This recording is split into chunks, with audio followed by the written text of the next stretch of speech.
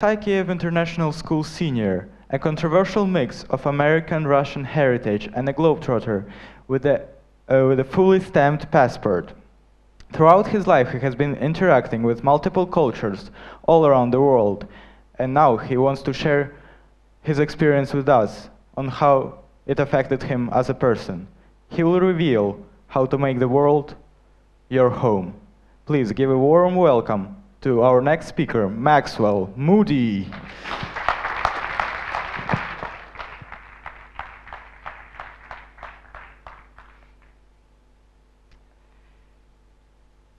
Misunderstandings. They cause a plethora of problems in our daily lives.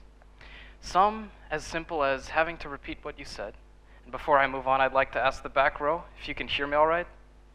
Yes, the thumbs up. Okay. And other times they yield to greater pains. Mistranslations are the source behind many misunderstandings. This was famously the case for a Norwegian student staying in Copenhagen. The student's misunderstanding came during a visit to the emergency room after he was smashed over the head with a glass during a bar fight. In the emergency room, he tried to explain to the medical staff that he suffered from a condition called hemophilia, which impairs one's body to control blood clotting. However, the doctor told him that he was fine, that he could go on home. And you may be scratching your head wondering why this happened, and I'm sure he was too. Well, what happened was the doctor misunderstood, thinking the student was saying he was a homophile, meaning he was gay, and naturally told him that he didn't need any medical assistance. So due to the small language barrier that separates Norway from Denmark, the doctor misunderstood the student's problem, and the student, thinking he was being treated for his injury, went home and was found dead 2 days later.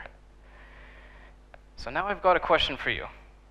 How many of you would say that you're fluent in more than one language? It's almost half of you, that's great. And now, how many of you would admit that that's an exceedingly useful skill? It's the same exact people, right? When we learn more than one language, it is because we realize the potential benefits. That is to say, the doors that open once we understand that "Otsevia" in Russian means push in English.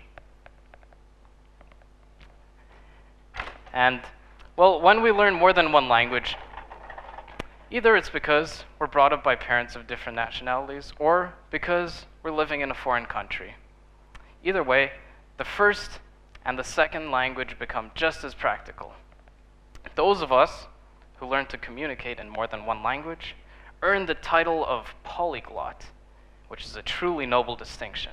And here's why. Even today, when the impact of globalization is seen in almost every aspect of life, take these exotic plants, for example, many fail to realize just the importance and beauty of other cultures.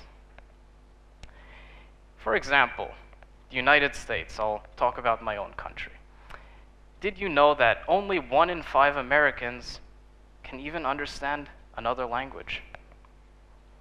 Whereas in Europe, a similar percentage speak only 2 languages, 25% are trilingual, and 10% speak 4 or more languages. And there's a special country called Luxembourg where 98% of the population speak 2 or more languages. Coincidentally, or as I like to say, consequently, the living standard in Luxembourg is one of the highest the world has to offer. It is because of this intercultural competence that has allowed the European countries to maintain long-standing peace, create the European Union, and countless trade deals. But even so, one could not call Europe a wishy-washy, happy melting pot either.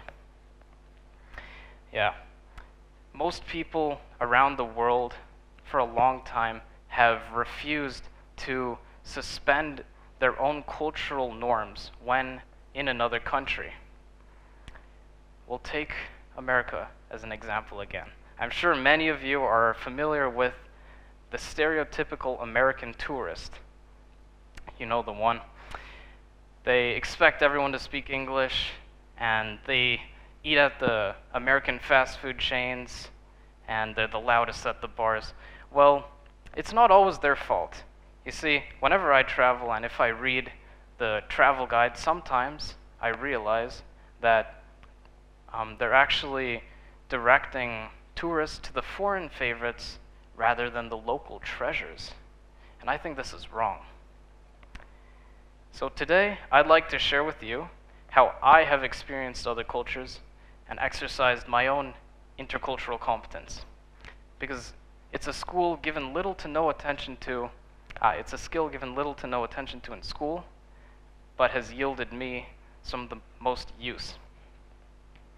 So I was born in Vienna, Virginia, not to be confused with Vienna, Austria, where I later spent 5 years of my life, to an American father and a Russian mother. And their marriage was especially controversial considering the anti-American mentality in the Soviet Union and the respective anti-Soviet mentality in the United States all throughout their childhood. Despite the odds, they maintained a globalized perspective. And not long after, this became the case for me as well. After a few months in America, I moved to Zagreb, Croatia, where I don't remember much, but my parents tell me that my first words were in Bosnian. So shout out to my Bosnian nanny. The first language I do remember speaking is French in a French preschool in Libreville, Gabon. But at the time, I'm pretty sure I didn't like it much, and I was stubborn. But this year, I'm looking to get a 5 in AP French. So over the time, I've realized the true power and value of languages, and I've learned to appreciate them. But I must make a quick disclaimer. It is impossible to discern all languages and cultures. I've tried. There are just too many. But the more open-minded and aware you guys are in trying, the more benefits you'll reap.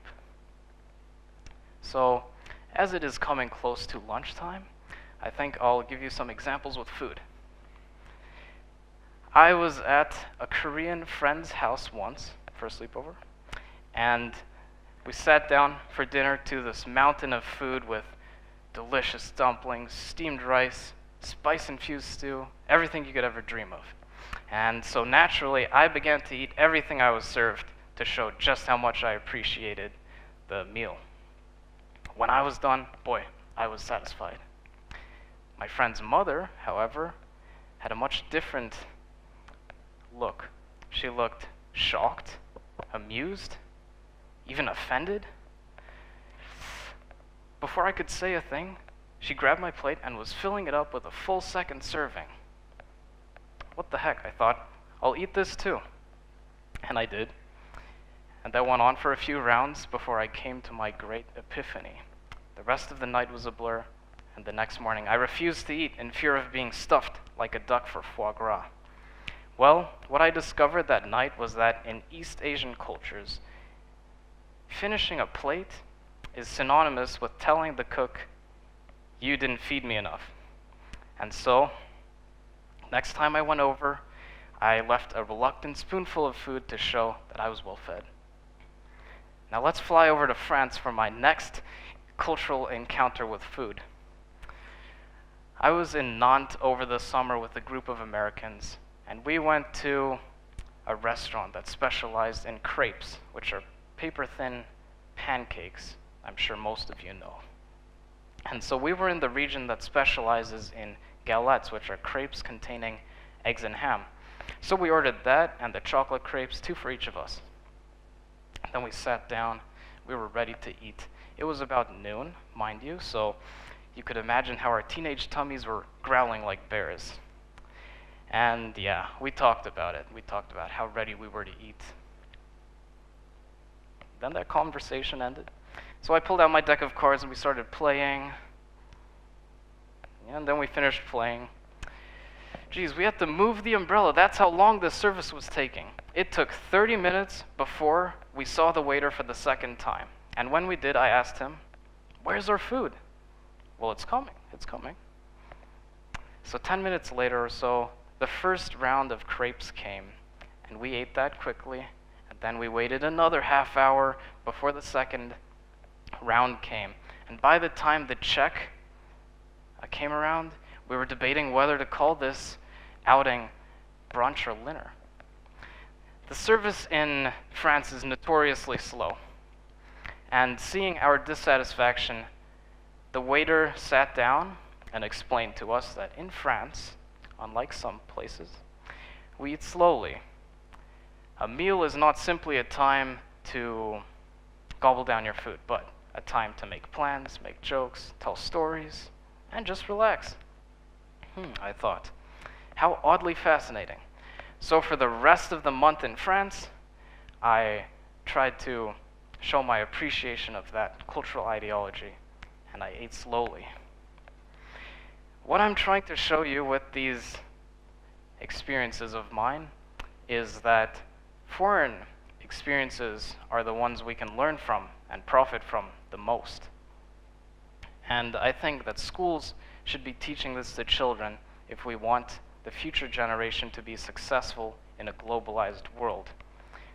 For now, only some exclusive schools, like international schools, are achieving this by teaching a diverse group of children together. But I think that all schools should be teaching students to be open-minded and aware of other cultures and want to learn more about them. And so, yeah, if any of you have never left Kyiv or Ukraine, I urge you on your next opportunity to go out, venture, voyage, and experience some other cultures. And the point I would like to finish my speech on is that everyone should seek out foreign experiences because they're interesting, usually, and if not, they make good stories. Thank you.